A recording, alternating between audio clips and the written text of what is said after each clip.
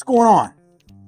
So I'm sitting here at my table, my bar top table, in my studio, getting ready for my buddies to come over. I got two buds, Brad and Dan, coming over to drink a little bit of bourbon, talk some knives, and who knows what else might come up.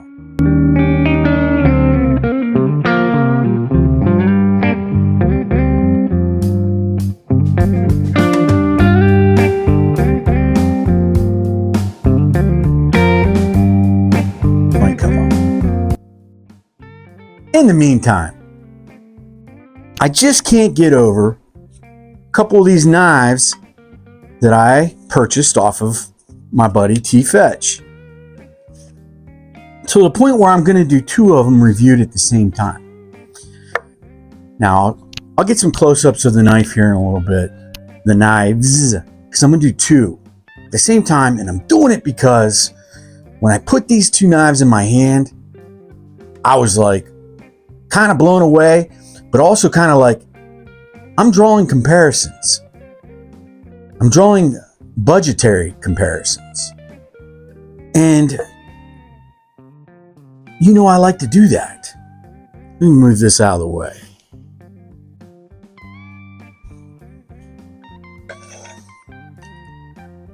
I like to draw comparisons between higher end knives and then say mid-level and then lower budget, you know, $20-some knives. So that there's people out there that are going, man, I'd really like to have this Benchmade knife or this Spyderco knife, but I can't afford it right now. What's a great alternative that's very close? It might please me just the same. I like finding those for people, for myself, to be honest. Finding that comparison, that knife. Then 9 out of 10 times when I do that, it holds me back from spending a lot more money on something else that I think I might want more. I got my hands on a Divo growler V1. I think this is like a Generation 1 version of the growler. I watch all the videos. I watch Lefty EDC. He's one of the knife designers, owners, whatever. I'm not sure how that all goes with him in this. I've talked about him on my channel. I'm not the hugest fan of him, only because his voice gets on my nerves. And my voice, I think, gets on people's nerves as well. So I get it. But just just how he talks about knives, kind of expensive knives, and he talks about them like anybody should just get them regardless of what their pay scale is. And you know I don't like that. So that gets me off on that. It doesn't get me off. That puts me off on that. And also, he likes a lot of that fidget stuff. There's little toys, these little sliders, these little... To me, I'm not into that at all. I say I'm not into something on this channel, and then I'll find myself playing back on that and getting into it. Lanyards and beads, for example. Other stuff.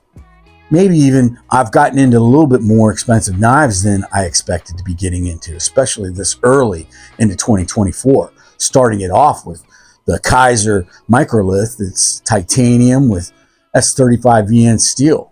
That's a banger, man. But now I'm holding a Divo growler. And I was always wondering, you know, if I could set your prejudices or your biases aside and still humor things. And I did that with this Divo knife. At first, I didn't bite on it. I wasn't that interested when T-Fetch said, hey, I'm selling my Divo knife. But I heard all these people talking about it, and I was like, man, I really think I should be checking that knife out. It sounds pretty good. It looks pretty good. It is really good. Now, it's a $150 knife. Granted, that's a lot of money. You can buy a good Spyderco for $150. Not a great one, but a good one. I think you can get a PM2 right now for that price. Also, you could probably find a pretty good Benchmade at that price. But This is American designed. I don't believe it's OEM'd in America, but I'm not sure. To me, it looks like a kubey OEM. That's why I'm going to show you the kubey 322C as well. It is very similar to this knife. But let me get close to the camera and take a look at the divo real quick. Now this divo's got 14C28N steel. I think this thing's on skiffs. The action on it is great. I love the dimensions, to be honest with you. The micarta on it, very nice. The fit and finish, fantastic. Look at it's got the little plate for the reversible clip, tip up, Lord's carry. Little plate there that makes this kind of seamless along that micarta. It's got the stop pin right there and then the back spacer. I love it, feels thin, and the micarta feels really good in hand. Now, it only has this thumb hole for flipping. It's all you need. Let me put it in my pocket real quick. First, I got to take out my Rough Rider Apta. Set that over there. Let's put it in my pocket. I got a pair of jeans on. Clip's great. It slid right in. Really nice. And the clip is very tight. Look how tight that is. But I got a regular pair of jeans and it went right over. I thought I was going to get resistance. I'm getting resistance now. Okay, it's not great. It's good. Because I just had a little difficulty getting in my pocket. But let's get back on the fact that it has this thumb hole, and that's all it has. No flipper, no front flip, none of that. The only way to open it is going to be with that. Now the action on this thing, I'm going to do a light flick. Watch this. You got to be careful. Unreal. Look at that. I didn't hardly flick it. The action on it, fantastic.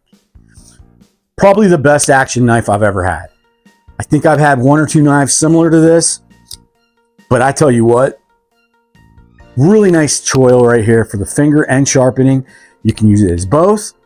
So if you did want to if you did want to choke up on it, you can. You will, because look at that, nice flat. But for sharpening with the plunge grind right there, plenty of room to sharpen it quite a few times. 14C28N. It's pretty dicey, pretty slicey. It's got like a stone wash on the blade. I like that. Black stone wash. No jimping whatsoever. I'm okay with that. It's not really the type of knife that needs it or requires it, so why have it? But it shuts the door. Now, we're going to look at the kubey. It's a $150 V1 growler. I love it. I absolutely love it. It's got a lanyard hole. It will have an Allen Beasley Knives I Guess Curiosity Forge lanyard on it. Trust me. Now, this kubey 322C is knocking my socks off. This is a $40 knife. D2 steel. G10 scales. But look at this camo pouch. Awesome camo pouch. And I'm not a pouch guy, but I like the camo because I was Army. So, you know, I'm down. It's a double knife pouch. So I like that. I don't know if it comes with this knife. And I'm thinking my buddy hooked me up and probably had a kubey pouch. I don't know. I'll have to ask him whether or not the pouch came with this knife. Because if it did, it's awesome. But you can put two knives in there. One here and one where this knife is at. Enough about the pouch. It's just a pouch. All right. Now, it kind of looks like that divo. Which made me think, hey, maybe kubey is the OEM for divo. Not sure. I'll look into it. This has a flipper and a thumb, black G10 scales. It is a deep pocket carry, reversible, but the clip sits on top of the scales, which is okay with me. Has barrel spacers, and no stop pin on the back. Let's put it in the pocket. Okay, it went in fine. It's not bad. These jeans aren't the best for this test, Now let's open it up. I'm gonna use the flipper first. That should have, I didn't push nearly hard enough. It's a lot like that divo. It's not, because the flipper, the choil's different because of that flipper. You know, the blade style's a little different, but it's just got that feel, the size, the style. But what I was going to talk about is look at the action on this kubey. $40 knife. Sounds good too. You hear that? Real crisp. I love kubey. I really do, guys. This kubey, so now this ramps up and has jimping right here. The draw point blade. It's a nice knife. I'm so glad I picked this up. When T-Fetch said, hey, I got 3 knives. When he said, hey, I got 3 knives I want to sell you. Here they are. There's a Kaiser Sheepdog Mini. We'll look at that later, not in this video. A Divo growler. I was like, I'm intrigued, but you know, they're not cheap. And then a kubey 322. He had me a kubey. I was going to just buy the kubey. But then I was like, you know what? I can buy a kubey. Yeah, I might save $5-10 with T-Fetch on his knife. And I can buy one online for $40. I'll just buy the 322 online and have a brand new one. And not have to burden T-Fetch with having to go to the post office and ship it. So I'm not just going to offer on one knife and buy one knife. Then he came back, countered, and said, hey, how about you buy all 3 for... Jeez, how do I drop that? How about you buy all 3 for this price? Very fair price. And I was like, I can do that. I'm glad I did. It was a really nice comparison draw between the kubey 322 and the Divo growler. I believe the Divo growler pulls out ahead, but I don't know if it pulls out $90 better ahead. This is 40, that's 150. Tell you what, love kubey. I love kubey. I think kubey, if they put out some cool stuff this year, could be my knife brand of the year. We'll see. But this Divo, I think it's worth $150, guys. I wouldn't buy it for $150, but I know knife guys out there, definitely. I can see why you guys love this knife. I just, you know, from the videos I would look at, I would be like, man, Lefty knows what he's doing with that knife. I think it looks really good. So I got it in my hand. The guy knows what he's doing. Big time. I got some new respect for Lefty EDC just by holding one of the knives that he's designed or has had a part with.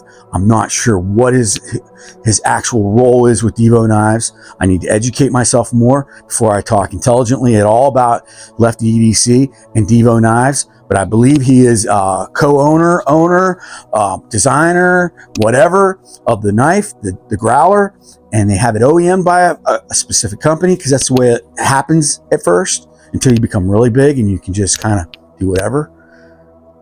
But I've got some newfound respect for old Lefty EDC just by handling this growler.